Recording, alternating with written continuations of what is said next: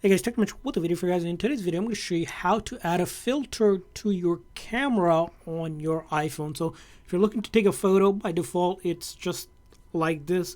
But you can add a filter so that it's a different photo when you take it. And you can also change it if you already took a picture. And I'll show you how to do that. So whenever you want to add a filter to a photo that you want to take, you can click on this arrow up here.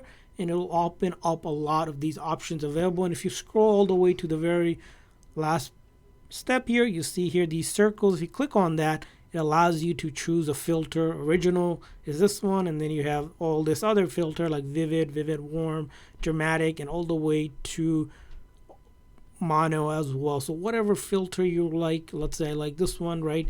And then after you like that one, you can simply click on it, take a photo, and then that's how you add the filter. And next time if you open up your camera, it'll have that as well.